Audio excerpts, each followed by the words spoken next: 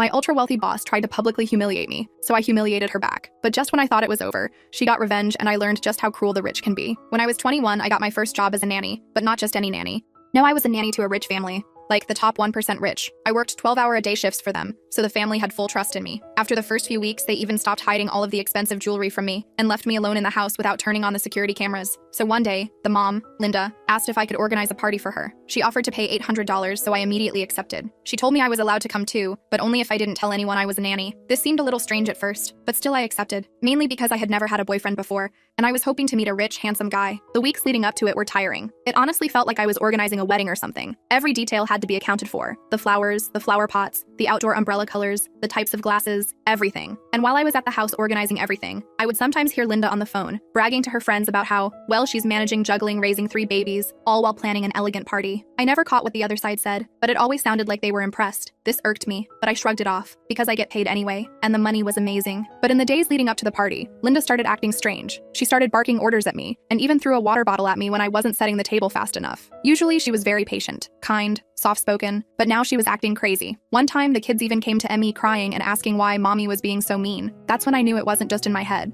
I managed to soothe them and take their minds off it by playing with them and tiring them out, and it never came up again until the day of the party. I still remember how I felt wearing my $300 dress with coordinated shoes and jewelry. Younger me would be so proud, I thought to myself. At that moment, life was sweet, and as my car pulled into their driveway, I was starstruck. There was a crowd filled with suits and elegant dresses, all talking and laughing. Inside, the chandeliers were shining onto the tables filled with all kinds of amazing food. I actually felt like a princess. Then, Linda came up to me. I could still see the tension in her eyes, but she smiled at me and introduced me to her friends. Everything was going smoothly, until there was a slight lull in the conversation, because that's when Linda striked. You know, Lily over here had her first baby over 2 years ago, and still doesn't know how to change a diaper. Everyone laughed like it was the funniest joke of all time. I didn't want to be the mood dampener, so I forced a laugh to be polite. Then Linda kept going. She can't even stop her kids from crying without calling her nanny. And one time when her nanny didn't pick up, she had to call me. Remember that, Lily? The group was laughing so hard that one of them almost dropped their champagne. Linda, I don't know how you do it. 3 years and not even a single nanny. You're an inspiration. Suddenly, the entire group was singing Linda's praises. I had every intention of going along with Linda's plan, but that's when things escalated. Soon, everyone was keeled over laughing while Linda called me lazy, useless, a bad mother, and hopeless, all in the form of a joke. And when the spotlight turned back to her, and about how her years of parenting classes had finally paid off, I stole it back. I excused myself to find the kids, and when I did, I made them cry. Nothing crazy, I just started making funny faces. As usual, 2 of them laughed. Then the 3rd child started to cry because he felt left out and didn't know what was going on. And soon, all of them started crying louder than a baby on an airplane. Hey Linda, I think your kids are crying. Why don't you show us what your parenting classes have taught you and get them to stop? Her eyes went wide and I saw a wave of panic fill her bones. Practically half the party was already watching as she went to go get them. She picked one of them up and started swinging him back and forth. This made him start to scream, and the other 2 followed suit. Within seconds, the entire house was silent, watching Linda not know how to comfort her own children. I just stood there with a smirk plastered on my face until she finally gave me the look. Within seconds, they were smiling and laughing again. Her friends immediately broke into uproar about what a natural I was. Everyone was asking if I could be their nanny, offering 2 and 3 times what Linda was paying me. I was over the moon. But little did I know, Linda wouldn't let me get away so easily. And it wasn't long before she taught me exactly what secrets rich people are hiding. The day after the party was when the retaliation began. I woke up to 3 missed calls from Linda, followed by a text that simply read, "You're fired. Return the house key today." I wasn't surprised, but what did shock me was walking into my apartment's lobby that afternoon to find a delivery man with a massive arrangement of exotic flowers. The card read, "Loved your style last night. Let's talk opportunities. Madison Montgomery," along with a phone number. Madison had been one of the most elegantly dressed women at the party, dripping in diamonds that probably cost more than my entire college education. While I was contemplating whether to call her, Linda took things to the next level. By that evening, I discovered she'd already begun spreading rumors through the wealthy community that I'd stolen jewelry from her home. The first hint came when my friend Sophia, who worked as a personal assistant to another family in the same social circle, texted me asking if I was okay. "Everyone's talking about the pendant you supposedly took from Linda's master bedroom," she wrote, which sent my heart racing because I'd never even touched Linda's jewelry. I immediately called Linda, my hands shaking with rage and fear, but she answered with a sickeningly sweet voice, explaining that misunderstandings happen, but she'd already filed a police report as required by her insurance. This wasn't just about getting fired anymore. She was trying to destroy my reputation and possibly get me arrested. In a panic, I called Madison, who answered on the first ring as if she'd been waiting for my call. "I've been expecting to hear from you," she said, her voice calm and collected. Linda's quite predictable when her ego gets bruised. Madison invited me to meet her for lunch the next day at a restaurant whose name I recognized from celebrity gossip magazines. I spent the night documenting everything about my employment with Linda, taking screenshots of texts where she praised my work with the children, and even found photos I'd taken of the kids during our activities that showed clear timestamps and locations. The next morning, I dressed in the nicest outfit I owned, which felt painfully inadequate compared to what I'd seen at the party, and headed to meet Madison. The restaurant was even more intimidating than I'd imagined, with a doorman who eyed my non-designer outfit suspiciously until I mentioned Madison's name, which instantly transformed his demeanor. Madison was already seated at a corner table, wearing sunglasses indoors and a casual outfit that probably cost more than 3 months of my rent. "Linda's already called everyone who was at the party," Madison explained while sipping her sparkling water, "telling them you're a thief who manipulated her children against her." She leaned forward, removing her sunglasses to reveal sharp, calculating eyes. "But here's what you don't understand about our world. Linda isn't well liked. She's tolerated because her husband has connections everyone wants access to." Madison explained that she ran a high-end staffing agency for wealthy families, placing nannies, housekeepers, and personal assistants with the elite, and she'd been watching me carefully at the party. "You handled those children beautifully, and you stood up to Linda with class," she said, offering me a job with one of her client families at nearly triple what Linda had paid me. "There was one condition, though. I needed to clear my name first, and Madison had a plan for that." What followed was a crash course in how the wealthy fight their battles. Madison introduced me to her friend Aiden, a lawyer whose services typically cost $1,000 per hour, but who agreed to help me for the entertainment value of watching Linda squirm. Together, they crafted a cease and desist letter regarding the false accusations, coupled with a demand for a written retraction to be sent to everyone in their social circle. To my surprise, Linda caved almost immediately, sending a group email claiming there had been a misunderstanding about the missing jewelry, which had been located in her safe all along. But the damage to my reputation wasn't so easily repaired, and Linda wasn't finished with me yet. My new position with Madison's client family, the Harringtons, who had twin 4-year-olds, was going wonderfully for about 2 weeks, until Mrs. Harrington approached me one morning with an uncomfortable expression. "We've received some concerning information about you," she said gently, showing me printed screenshots of what appeared to be my social media accounts with posts showing drug use, explicit content, and even racist comments. My stomach dropped as I stared at the images. They were sophisticated fakes using my photos, but creating entirely fabricated posts I'd never made. This had Linda written all over it, but proving it would be nearly impossible. Mrs. Harrington, unlike Linda, was kind enough to listen to my explanation and agreed to give me time to address the situation. I immediately called Madison, who sighed deeply when I described what happened. "Classic Linda move," she said, and instructed me to meet her at a small, unmarked office building downtown. There, I was introduced to DT, a former hacker who now ran a legitimate cybersecurity firm catering to the privacy needs of the ultra-wealthy. DT was surprisingly young, maybe early 30s, with bright blue hair and more tattoos than bare skin visible. "Rich people problems require rich people solutions," DT quipped as she began working to trace the source of the fake posts and document proof that they were fabricated. Within a day, she had confirmed the posts were created through a VPN, but had tracked enough digital breadcrumbs to suggest someone had accessed them from Linda's home network. This wasn't enough proof for legal action, but it was enough for Madison's purposes. The next phase of Madison's plan introduced me to the real power dynamics of wealth. She arranged a lunch with several of the women from the party, including Molly Westfield, who I learned was married to the CEO of the bank that held the mortgage on Linda's husband's investment properties. Over elegant salads and sparkling water, Madison casually brought up the troubling pattern of behavior Linda had been displaying. Molly seemed particularly concerned, mentioning that her husband had been considering some changes to their banking relationships due to character concerns with certain clients. I realized with a chill that these women weren't just gossiping. They were systematically dismantling Linda's social and financial connections. By the end of the lunch, plans had been made to exclude Linda from 3 upcoming charity events, which Madison explained was essentially social death in their circle. Meanwhile, the Harringtons had decided to keep me on after DT provided them with a detailed analysis, proving the social media posts were fake. Their trust meant everything to me, and I threw myself into caring for their twins with renewed dedication. 2 months passed in relative calm. I was settling into my new role, which included traveling with the Harringtons to their vacation home in the Hamptons and their ski chalet in Vermont. The pay was incredible, the family respectful, and Madison had become something of a mentor to me. I almost forgot about Linda until one sunny afternoon when I took the twins to the local park, a fancy place with private security and a membership requirement that catered to wealthy families. Across the playground, I spotted Linda with her 3 children, and our eyes met in a frozen moment of mutual recognition. Her expression shifted from shock to fury in an instant, and she immediately gathered her children and stormed toward me. What happened next showed me just how calculated rich people's revenge can be. Instead of making a scene, Linda smiled warmly, greeting me as if we were old friends, then bent down to talk to the Harrington twins. "Hello, darlings," she cooed in a sugary voice. "Did you know your nanny used to take care of my children too? Would you like to hear a secret about her?" Before I could intervene, she whispered something to them that made their little eyes widen. Then she straightened up, gave me a venomous smile, and walked away with her children. That evening, Mrs. Harrington called me into her study, her expression troubled. "The twins told me something concerning today," she began, and my heart sank as she repeated what Linda had told them, that I had been fired from her home for touching things that didn't belong to me, and that I made her children cry on purpose. While Mrs. Harrington didn't seem entirely convinced, I could see the seeds of doubt had been planted. The trust I'd worked so hard to build was fracturing. I called Madison in tears, explaining what had happened. Her response was immediate and decisive. "It's time to end this." The next day, Madison introduced me to Sage Donovan, a woman in her 50s with steel gray hair and the sharpest eyes I'd ever seen. Sage, I learned, was a fixer, someone wealthy people hired when they needed problems to disappear quietly. "I don't do anything illegal," she clarified immediately, "but I do know everyone's secrets." Sage explained that she had been keeping files on Linda and her husband for years, initially as part of her work for a client who had considered going into business with him. What she revealed next stunned me. Linda's husband had been systematically hiding assets ahead of a planned divorce, course, and Linda herself had been having an affair with her personal trainer. Information is currency, Sage said calmly, sliding a USB drive across the table to Madison. Use it wisely. Madison's plan was elegant in its simplicity. She arranged a small dinner party at her penthouse apartment,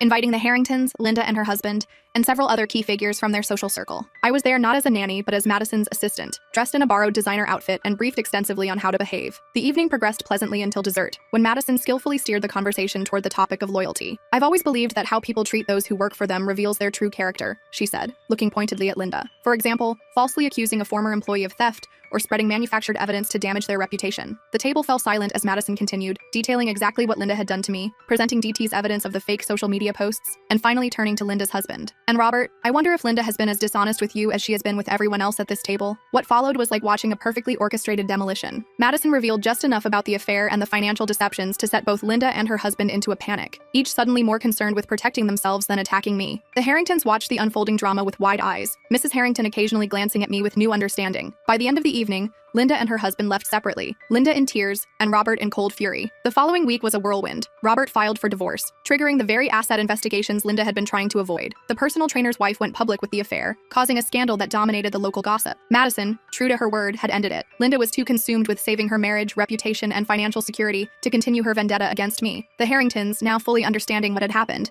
apologized for doubting me and even gave me a substantial bonus as a gesture of good faith. Just when I thought things had finally calmed down, I received a text from an unknown number. You have no idea who you're messing with. This isn't over. The message was followed by a photo of me entering my apartment building, clearly taken that same day. Shaken, I showed Madison, who immediately arranged for a security expert named Nova to assess my apartment. Nova discovered 2 hidden cameras in my home, one in the living room and one in the hallway. Professional installation, Nova muttered as she removed them. Someone paid good money for this. The invasion of privacy left me terrified, unable to sleep and jumping at shadows. Madison insisted I temporarily move into her guest apartment while Nova's team swept for additional surveillance and secured my home. During this time, Madison revealed more about her background. She had once been in a position similar to mine, working for a wealthy family who had tried to destroy her when she refused the husband's advances. Rich people think their money makes them untouchable, she explained, until they meet someone richer or smarter. A week later, things escalated dramatically. I was helping the Harrington twins with an art project when Mrs. Harrington rushed in, her face pale. There's a police officer here, she whispered, looking stunned. He says they're investigating you for stalking and threatening Linda's family. The officer was professional but firm, explaining that Linda had filed a restraining order against me based on a series of threatening emails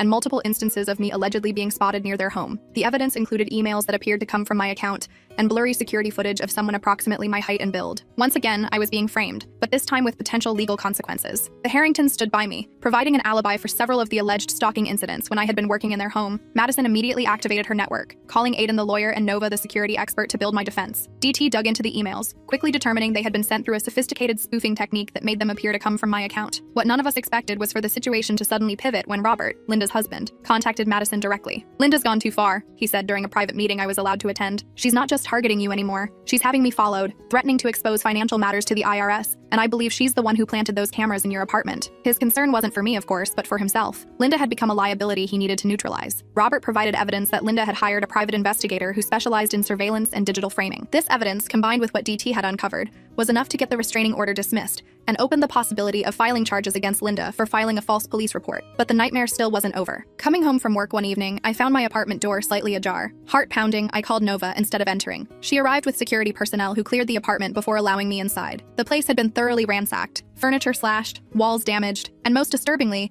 threatening messages written in what looked like red paint across my bedroom wall. The police were skeptical when I suggested Linda was responsible, pointing out that wealthy women like her typically don't commit burglary and vandalism themselves. What they didn't understand was how obsession can drive even the privileged to desperate acts. Security footage from the building was conveniently corrupted during the time frame of the break-in, but a neighbor reported seeing a woman in a headscarf and large sunglasses hurrying away around the estimated time of the incident. The description could have matched Linda, but it was too vague for identification. Madison had reached her limit. This ends now, she declared, setting in motion what she called her nuclear option. She explained that within their social circle existed an informal but powerful council of influencers, old money families who dictated who was accepted and who was ostracized. Madison had avoided involving them until now, considering it too extreme, but Linda's escalating behavior had crossed every line. 3 days later, I was invited to attend a charity gala as Madison's guest. The event was being held at the home of the Blackwells, an elderly couple whose family had apparently owned half of Manhattan at some point in history. The opulence made Linda's home look middle class by comparison. Linda and Robert were also in attendance, though notably arriving separately. Throughout the evening, I noticed Linda being systematically isolated, conversations stopping when she approached, people excusing themselves when she joined groups. Madison explained that word had been quietly spread about Linda's behavior, not as gossip, but as a safety concern. "The one thing this circle won't tolerate is unpredictability," Madison whispered. "They can forgive greed, affairs, even occasional criminality if it's discreet, but erratic, escalating behavior that might bring attention or scandal, that's unforgivable." The climax came when Mrs. Blackwell, a tiny woman in her 70s with more authority than anyone I'd ever met,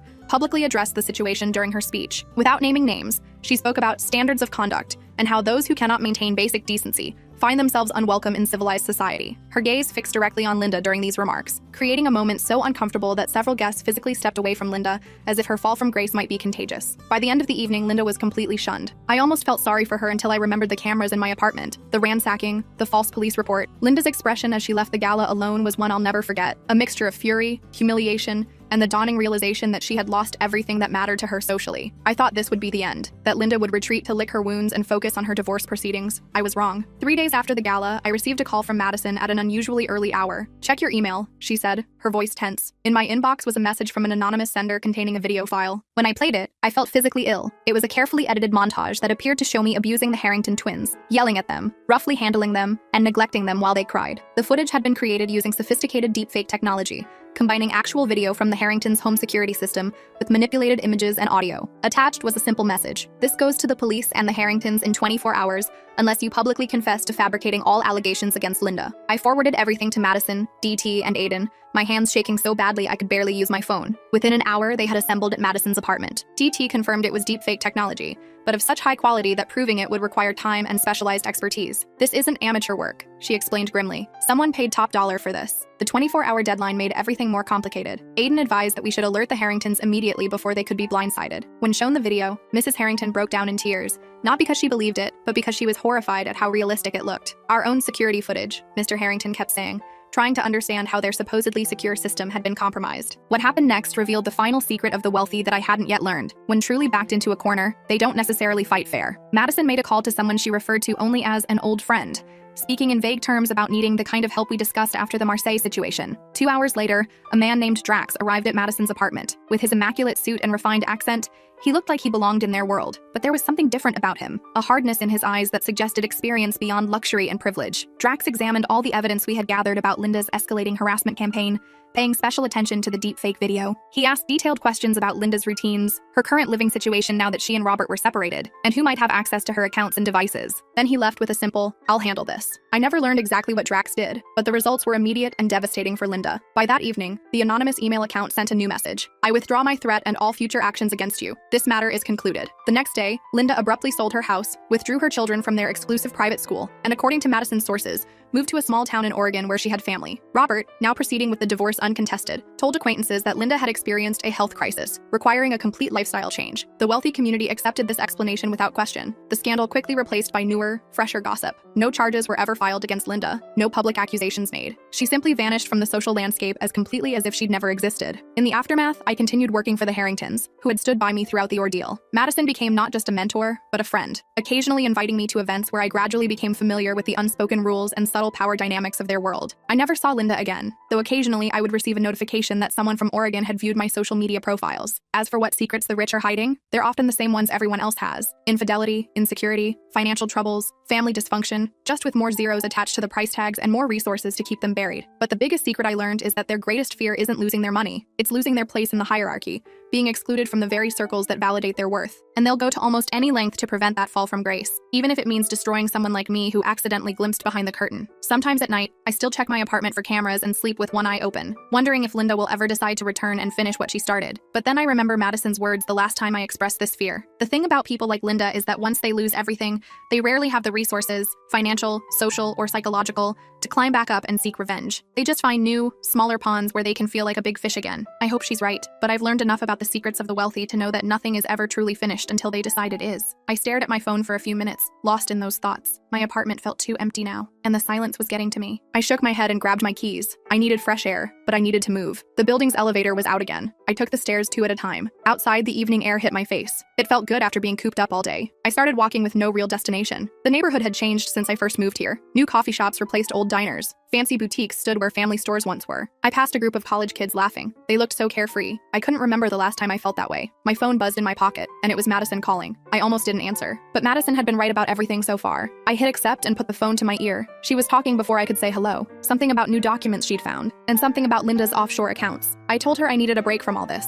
She went quiet for a moment, and then she understood. We agreed to meet tomorrow instead, and I hung up and kept walking. The local park came into view, and I headed toward it without thinking. The park was mostly empty this time of evening, a few dog walkers, and a couple on a bench. I found an empty spot under a tree. The grass was a bit damp, and I didn't care. I sat down and leaned against the trunk. My mind kept racing back to everything that happened. It started 6 months ago with that email. Just a simple message from a name I didn't recognize. The attachment changed everything. Financial records showing Linda's company was stealing client funds. I didn't believe it at first. And Linda was my mentor, my boss, and someone I trusted. I deleted the email, and 3 days later, another one came. More proof, and more details. Then another, and another. Each one made it harder to ignore. I finally showed Madison, our firm's compliance officer. She didn't seem surprised, and she had suspicions for months. We spent weeks gathering more evidence, and late nights in the office, secret meetings in parking garages, copying files when no one was looking. The whole thing felt like a bad movie, but it was real, and too real. When we had enough proof, we went to the board. They didn't believe us at first, and Linda was too respected, too powerful, and too connected, but the evidence was solid and undeniable. The board called an emergency meeting, and Linda walked in confident as always. She left broken. The company announced her resignation the next day. The SEC investigation started a week later, and her assets were frozen, her reputation destroyed, and her friends vanished overnight. I watched a person I admired crumble in real time. It wasn't satisfying like I thought it might be. It was just sad, and a drop of rain hit my face, then another, and I looked up at the darkening sky. I should head back. I stood up and brushed off my pants. My phone buzzed again. An unknown number. I almost ignored it, and something made me answer. Silence on the other end, and then breathing, then a click, and the call ended. Probably a wrong number, but it left me feeling uneasy. I walked faster toward my apartment, and the rain started coming down harder. I broke into a jog. By the time I reached my building, I was soaked. The lobby was empty except for the night doorman. He nodded as I passed, and I took the stairs again. Exercise helped clear my head, and I reached my floor breathing hard. The hallway was dimly lit as usual, and I approached my door and stopped. Something wasn't right, and the door was slightly ajar. I never leave my door open, and never. I stood there frozen, and called the police, check it myself, and run. I pushed the door open slowly, and the lights were off. I reached for the switch, and nothing happened. Power out, and I used my phone's flashlight. The beam swept across the room, and everything looked normal at first glance. Then I noticed the papers. All my case files were spread across the floor. My laptop was gone. The drawer where I kept the backup drives was open, empty, and someone knew what they were looking for. I backed out of the apartment quickly, and I called Madison while watching the stairwell. She answered on the first ring, and I kept my voice low, explained what happened. She told me to get out of the building, meet her at our backup spot, and don't talk to anyone. I hung up and headed for the stairs. The doorman looked surprised to see me leaving so soon. I mumbled something about forgetting an important meeting. His eyes followed me all the way out. The rain had stopped, and the streets were wet and reflective. I kept looking over my shoulder, and every person seemed suspicious. Every car might be following me, and I took a random path, down one street, and up another, through an alley, and past a 24-hour diner. I doubled back twice to make sure no one was tailing me. The backup spot was a storage unit Madison rented under a fake name. We set it up when things first got serious with Linda's case, just in case, and I never thought we'd actually need it. The facility was in a commercial area, and mostly closed businesses at this hour. I punched in the gate code, and the gate slid open slowly, too slowly. I slipped through as soon as I could fit. Our unit was in the back corner, and away from the cameras. I used the key Madison had given me months ago. The padlock was stiff from disuse, and it finally opened with a click.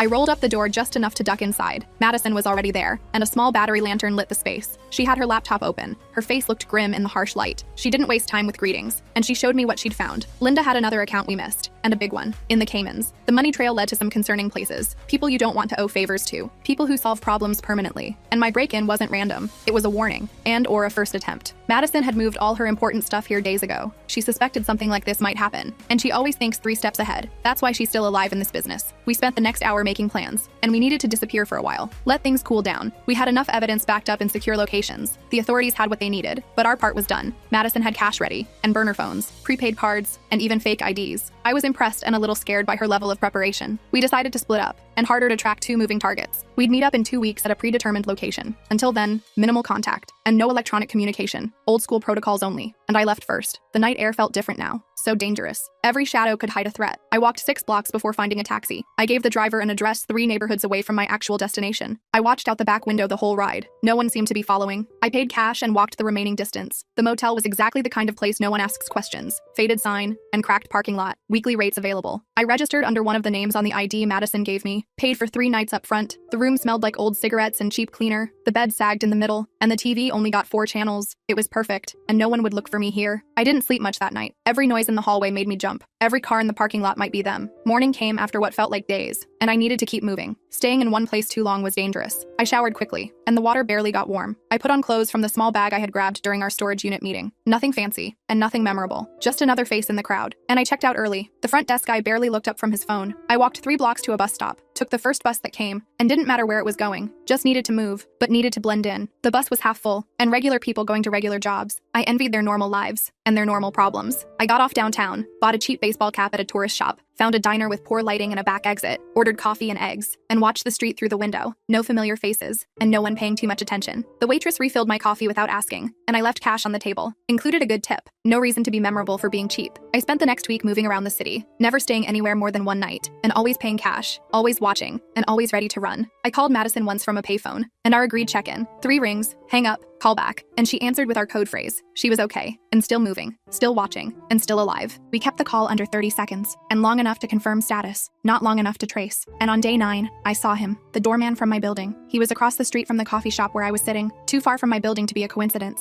He was looking at storefronts and pretending to window shop, but his eyes kept scanning the street and looking for someone, looking for me. And I left my coffee half finished, walked out the back through the kitchen, and the staff yelled something. I ignored them, and I kept moving, down an alley, and through a department store, out another exit, and I took a subway going north, then a bus going east, and then I walked south for an hour. My feet hurt, and my nerves were shot, but I was still free, and still moving. I found a new motel, in different part of town, different name on the registry.